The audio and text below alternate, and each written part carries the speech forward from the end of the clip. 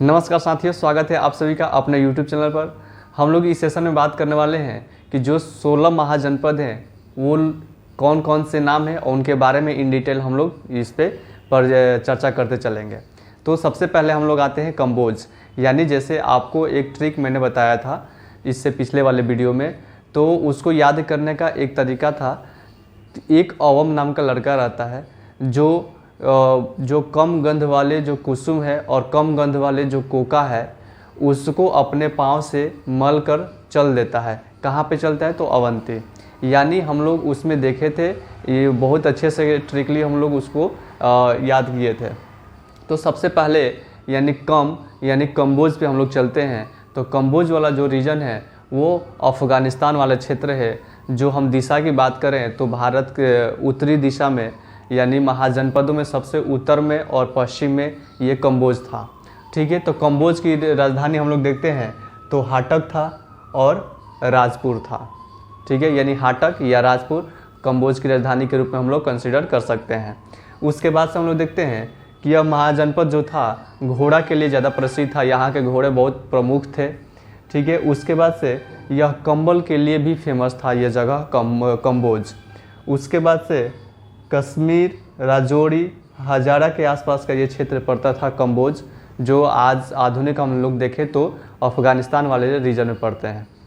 उसके बाद से हम लोग देखते हैं कि कम से तो कंबोज हो गया, उसके बाद से कम गंध, तो गंध यानी गंधारी। ठीक है, यानी गंधार। तो गंधार से संबंधित हमको पता चलता है कि यह जो था महाभारत कालीन ये महाजनपद था, क्योंकि उसमें कौरवों की जो माँ थी गंधारी और गंधारी के जो भाई शकुनी था वो यहाँ के राजकुमारी और राजकुमार के रूप में आते हैं। यानी गंधारी यहाँ की राजकुमारी थी और शकुनी यहाँ का राजकुमार के रूप में आता है। ठीक है, और यहाँ की यदि राजधानी की बात करें तो यहाँ की राजधानी हम लोग देखते हैं तो तक्षशिला, जो शिक्षा का सबसे बड़ा केंद्र उस समय का था, जिसमें बिंबिसार का जो चिकित्सक, दरबारी चिकित्सक था जीवक, उसने यहाँ पे स्टडी किया था। उसके बाद से चंद्रगुप्त मौर्य और उसके बाद से यहाँ पे चाणक्य ने भी यहाँ पे स्टडी किए थे। और यहाँ पे चाणक्य गुरु के यानी चंद्रगुप्त मौर्य के गुरु के रूप में भी यहाँ पे उन्होंने शिक्षा देने का काम किया था। तो देखते हैं कि महाजनपद पेशावर व रावलपिंडी के आसपास का क्षेत्र है, यानी पाकिस्तान, जो आधुनिक पाकिस्तान में है। यह महाभारत कालीन महाजनपद थी, जिसमें कौरवों की माँ गंधारी यहीं की राजकुमारी थी तथा गंधारी का भाई शकुनी यहीं का राजकुमार था। ठीक है, आगे देखते हैं। यह ऊन के लिए प्रसिद्ध था, गंधार ऊन के लिए प्रसिद्ध था। इसकी राजधानी तक्षशिला थी, जो शिक्षा का मुख्य केंद्र था। तक्षशिला विश्वविद्यालय में जीवक, चंद्रगुप्त मौर्य और चाणक्य ने पढ़ाई की थी। उसके बाद से देखते हैं मत्स्य। तो मत्स्य जो राजस्थान वाले क्षेत्र में था। ठीक है, हमने यहाँ पे मैप के सहारे बताया था कि ये मान लीजिए हमारा मैप है, प्यारा सा इंडिया है।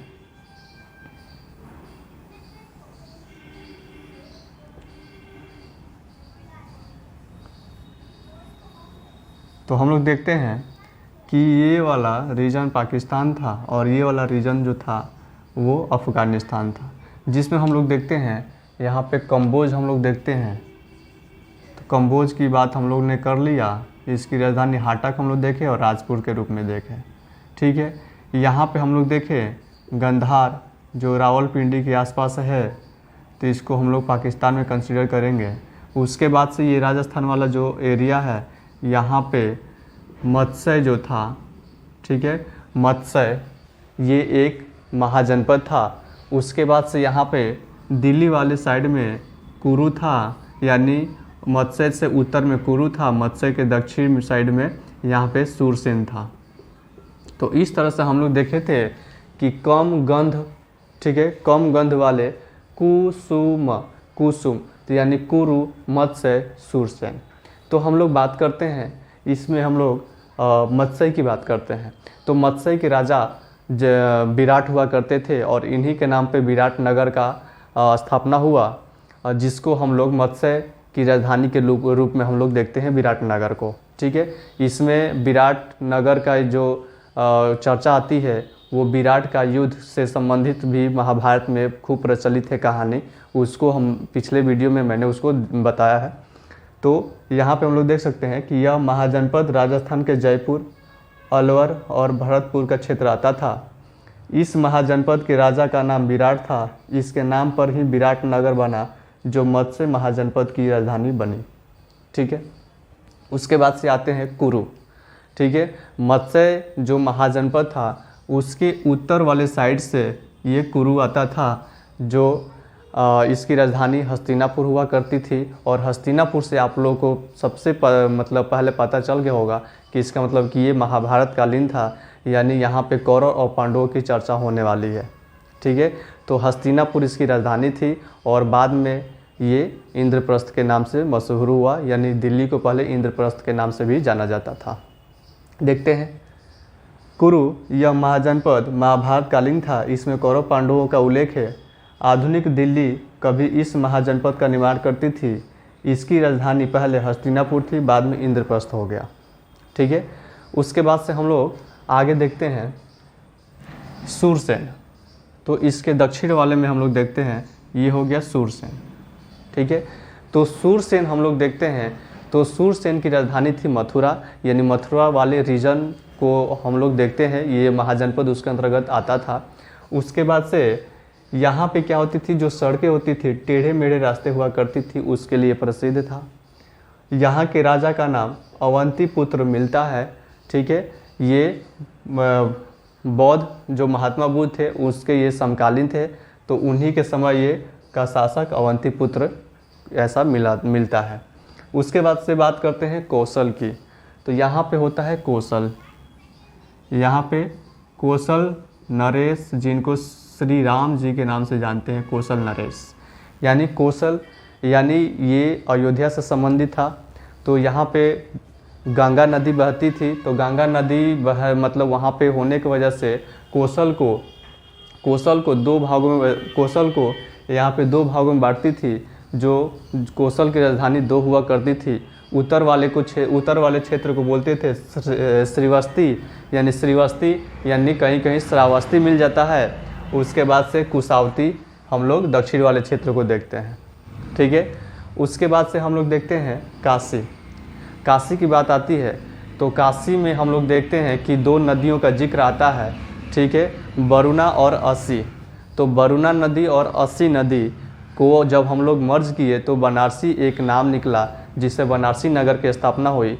और यही बनारसी था वो काशी की राजधानी बनती है। तो हम लोग देखते हैं काशी का उल्लेख अथर्ववेद में मिलता है। कहाँ पे मिलता है? अथर्ववेद में मिलता है। काशी महाजनपद में दो नदियाँ थी, वरुणा और असी से मिला तो बनारसी जो काशी की राजधानी थी। काशी को अवमुक्त क्षेत्र अभिधान कहा जाता है। ये सबसे इम्पोर्टेंट, काशी के परिप्रेक्ष्य में देखा जाए तो ये सबसे प्रमुख, सबसे फेमस ये क्या है, क्वेश्चन का ये आंसर है। यानी काशी के यदि परिप्रेक्ष्य में देखा जाए तो काशी को और भी किस नाम से जाना जाता है, ये बहुत अच्छे बहुत बड़े लेवल के एग्ज़ाम में भी पूछे गए हैं। तो इसको अवमुक्त क्षेत्र अभिधान कहा जाता है।